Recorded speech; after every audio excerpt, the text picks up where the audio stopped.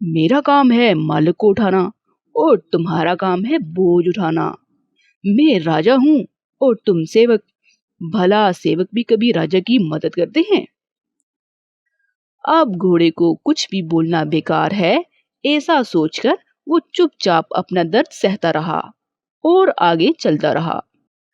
एक गांव में कासिम नाम का एक शख्स रहता था। इसके पास एक गधा और एक घोड़ा था। वो हर रोज शहर जाकर सामान अपने गधे पर लाद कर लाया करता था। गधा हर बार बहुत वजनी सामान लाद कर लाया करता था, पर उधर घोड़े को कुछ काम नहीं करना पड़ता था। कासिम को चलना बहुत अच्छा लगता था, इसीलिए वो शहर को जाते और आते हुए पैदल ही चलता था। जब वो बहुत थका हुआ होता तो तभी घोड़े पर बैठता। इस वजह से घोड़े को बहुत घमंड आ गया था कि इसका मालिक इससे ज्यादा प्यार करता है। वो हमेशा गधे को चिढ़ाते ही रहता था। एक दिन गधे की तबीयत थोड़ी खराब थी और इत्तेफाक से इसी दिन इस पर बोझ भी ज्यादा था। दोस्त, ये बहुत भारी है और मेरी पीठ बहुत दर्द कर रही है। इनमें से एक बोरी तुम भी उठा लो ना। मैं तुम्हारा ये एहसान कभी नहीं भूलूंगा और जब कभी तुम्हें मेरी मदद की जरूरत होगी तो मैं भी तुम्हारी मदद करूंगा। तुम मेरी मदद करोगे? वो कैसे? हम दोनों के बीच तो बहुत फर्क है। मेरा काम है मालिक को उठाना और तुम्हारा काम है बोझ उठाना। मैं राजा हूँ और तुम सेवक। भला सेवक भी कभी राजा की मदद करते हैं? अब घोड़े को कुछ भी बोलना बेकार है, ऐसा सोचकर वो चुपचाप अपना दर्द सहता रहा और आगे चलता रहा। कुछ देर चलने के बाद इसका पैर रास्ते में पड़े एक पत्थर से टकरा गया और वो नीचे गिर गया और इसके पैर पर मोच आ गई, जिसकी वजह से वो ठीक तरह से खड़ा भी नहीं हो पा रहा था।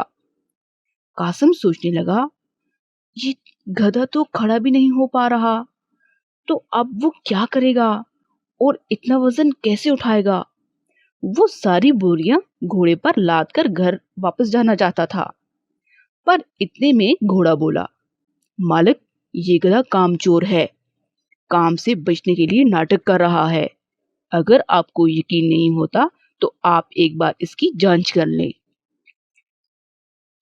कासिम को घोड़े की बात कुछ हद तक सही लगी। इसने गधे की जांच की तो इसने देखा कि गधे को सच में बहुत ज्यादा लगी हुई थी। कासिम को गधे पर तरस आ गया और घोड़े को झूठ बोलने पर सजा दी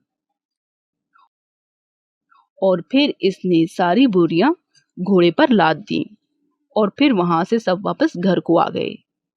फिर जब तक गधा पूरी तरह से ठीक नहीं हुआ तो तब तक वो सारी बोरियां घोड़े पर ही लाद कर लाया करता था। ऐसे ही कुछ दिन बीत गए तो घोड़े ने सोचा कि अगर वो उस वक्त गधे की मदद करता और इसका बोझ बांट लेता तो आज इसको भी इतना बोझ अकेले ना उठाना पड़ता। इस कहानी से हमें ये सबक मिलता है कि मालिक की नजर में कोई भी छोटा या बड़ा नहीं होता। तो बच्चों, ये हमेशा बेहतर होता है कि हम आपस में बोझ बांट लें, अपने दोस्तों की मदद करें और एक साथ मिलकर काम करें। इस तरह किसी पर भी ज्यादा बोझ नहीं पड़ता और सारा काम भी हो जाता है आसानी से, हंसते हंसते।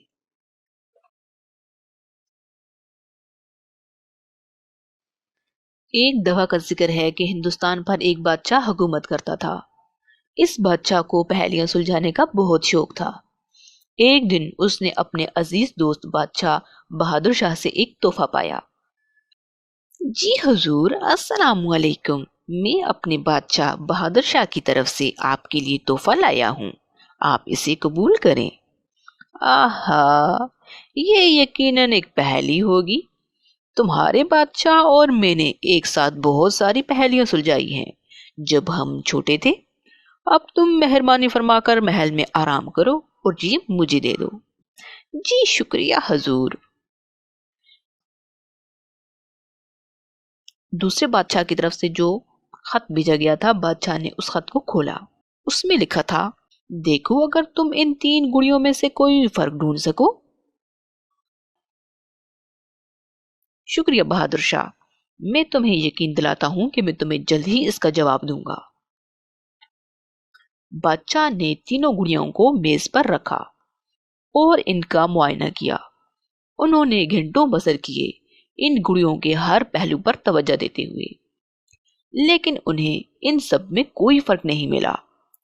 بادشاہ سوچنے لگا کہ وہ کہاں چونک رہے ہیں۔ کافی جدوجہد کے بعد جب ان کو کوئی فرق نہ ملا تو انہوں نے دربار کے سب سے ذہین آدمی کو طلب کیا۔ دیکھو، ان تین گڑیوں میں تمہیں کوئی فرق نظر آتا ہے تو؟ میں اپنی پوری کوشش کروں گا حضور اعلیٰ۔ دانشور انسان نے تینوں گڑیوں کا تفصیل سے ہر ممکن پہلو سے مطالعہ کیا، پر وہ بھی ان میں کوئی فرق نہیں ڈھونڈ سکے۔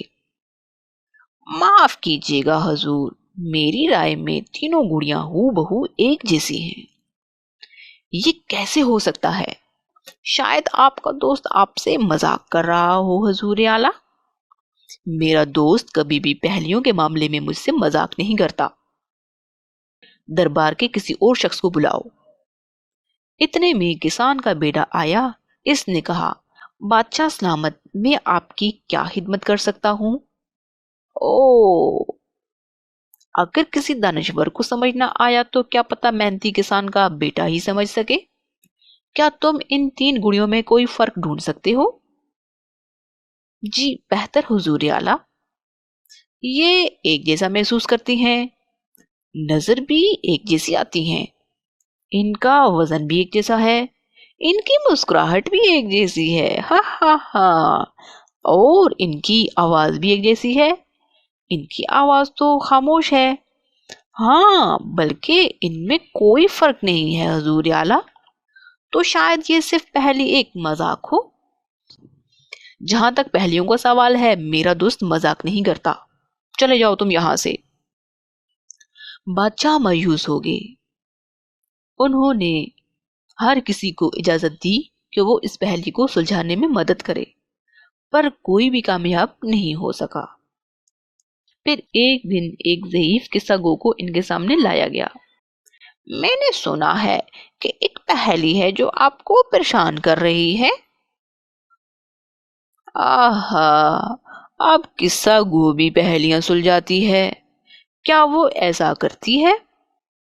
شاید یہ قصہ ایک پہیلی کے مطابق ہو حضور اعلیٰ، یا ہو سکتا ہے کہ اس پہیلی میں ہی کوئی قصہ چھپا ہوا ہو۔ آہا، کوشش کرو اگر کر سکو تو۔ ایسا کہہ کر بادشاہ سلامت مایوس ہو کر اٹھ کر چلے گئے، جس پر وہ بزرگ خاتون بولی، ایک قصے کے لیے قصہ گو اور قصہ سننے والے کی ضرورت تو ہوتی ہی ہے حضور۔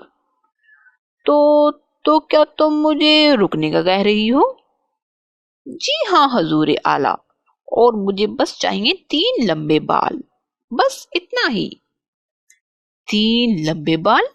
ہاں، پر جو چیزیں باہر سے بہت ایک جیسی لگتی ہوں وہ اندر سے کافی الگ ہو سکتی ہیں حضور۔ تمہاری باتوں سے تو ایسے لگتا ہے کہ تم مجھے حکم دے رہی ہو۔ شاید میں دے رہی ہوں، پر میں کچھ بھی بنا وجہ کے نہیں مانگ رہی۔ پھر کچھ دیر کے بعد 3 لمبے بال وہاں پر لا کر رکھ دیے گئے۔ پھر بزرگ خاتون نے ایک ایک بال اٹھا کر تینوں گڑیوں کے کان میں سے اندر کرنا شروع کیا۔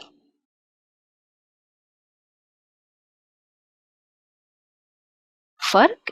یہ اس کا کیا مطلب ہے؟ پہلی گڑیا دانش مند انسان کی ہے، وہ سنتا ہے، ہر الفاظ کو جذب کر کے اپنے دل کی گہرائی پر رکھتا ہے۔ دوسری گڑیا کسی احمق کی ہے، جو ایک کان سے سنتا ہے اور دوسرے کان سے باہر نکال دیتا ہے۔ تیسری گڑیا کسی قصہ گو کی ہے، جو وہ سنتی ہے وہ آگے دوسروں کو بھی سناتی ہے۔ تو کس قسم کا انسان بہتر ہے تمہارے خیال سے؟ یہ تو حالات پر منحصر ہے حضور۔ کئی مرتبہ کچھ باتیں ایسی ہوتی ہیں جو راز رکھنی چاہیے، کئی مرتبہ کچھ چغل خوری جیسی باتیں ہوتی ہیں جو توجہ دینے کے قابل نہیں ہوتی، پھر کئی مرتبہ کچھ باتیں ایسی ہوتی ہیں جیسے قصے، کہانیاں، علم یا سبق، جو ہر ایک سے بانٹی جا سکتی ہیں تاکہ ہر کوئی اس سے فائدہ حاصل کر سکے۔ یہ خود گڑیا نہیں ہیں جو اچھی ہیں یا بری ہیں، یہ اس پر منحصر کرتا ہے کہ آپ کس حالت پر کس گڑیا کا استعمال کرتے ہیں حضور اعلیٰ۔ بہت بہت شکریہ، یہ رہا تمہارا انعام محترمہ۔ شکریہ حضور اعلیٰ۔ پھر اس بزرگ خاتون نے اپنا انعام وصول کیا اور وہاں سے چلی گئی۔ تو اس طرح بادشاہ نے اس پہیلی کا جواب اپنے دوست کو بھیجا، اس پہیلی کے شاندار سبق کے لیے شکریہ دیتے ہوئے۔ ہر دفعہ انہیں جب فیصلہ کرنا ہوتا کہ کسی خبر کے متعلق کیا کرنا ہے، اسے راز رکھنا ہے یا اسے نظر انداز کرنا ہے یا اسے لوگوں کو بتانا ہے، تو وہ ہمیشہ ان 3 گڑیوں کے بارے میں سوچتے اور پھر انہیں فیصلہ کرنے میں مدد ملتی۔